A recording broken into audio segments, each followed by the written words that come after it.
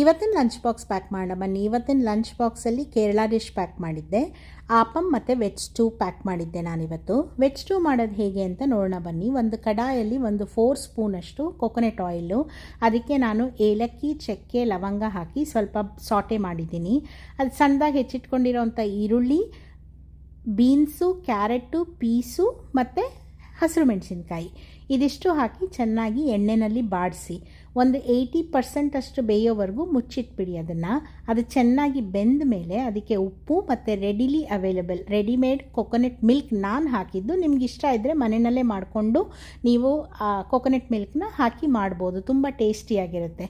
ಮತ್ತು ಆಪಮ್ ಬ್ಯಾಟರ್ ಇದೆಯಲ್ಲ ಅದನ್ನು ರೆಡಿ ಮಾಡ್ಕೊಳ್ಳೋಕ್ಕೆ ಅಬೌಟ್ 1 ಅವರ್ ಆಯಿತು ನನಗೆ. ಡಬಲ್ ಹಾರ್ಸ್ ಅವ್ರದ್ದು ರೆಡಿ ಮಾಡಿ ಫರ್ಮೆಂಟ್ ಮಾಡಿ ರೆಡಿ ಟು ಮೇಕ್ 1 ಅವರ್ ಆಯಿತು ನನಗೆ. ಚೆನ್ನಾಗಿತ್ತು, ಒಂಥರ ಹೊಸ ರೆಸಿಪಿ ನಾನು ಟ್ರೈ ಮಾಡಿದ್ದು. ಇದೇ ಥರ ಹೊಸ ರೆಸಿಪೀಸ್ ಟ್ರೈ ಮಾಡೋಕ್ಕೆ ನಂಗೆ ತುಂಬ ಇಷ್ಟ. ಎಸ್ಪೆಷಲಿ ಈ ಆಪಮ್ ಮಾಡೋ ಪ್ರೊಸೀಜರ್ ಇದೆಯಲ್ಲ, ತುಂಬ ಸ್ಕಿಲ್ಫುಲ್ ಪ್ರೊಸೀಜರ್ ಇದು. ನಂಗೆ ತುಂಬ ಇಷ್ಟ ಆಯಿತು. ಇದು ಕರೆಕ್ಟ್ ಇದೆಯಾ ಇಲ್ವಾ ಅಷ್ಟು ಗೊತ್ತಿಲ್ಲ ನನಗೆ. ನಾನು ಯೂಟ್ಯೂಬಲ್ಲಿ ನೋಡಿ ಮಾಡಿದ್ದು. I enjoyed the process. ಇದೇ ಥರ ಯಾವುದನ್ನ ರೆಸಿಪಿ ನಾನು ಟ್ರೈ ಮಾಡಬೇಕು ಅಂತ ಇದ್ದರೆ ಕಮೆಂಟ್ ಮೂಲಕ ತಿಳಿಸಿ. ಲಂಚ್ ಬಾಕ್ಸ್ ಸಾಗಾನ ಫಾಲೋ ಮಾಡಿ, ಸಪೋರ್ಟ್ ಮಾಡಿ. Thank you so much everyone for viewing.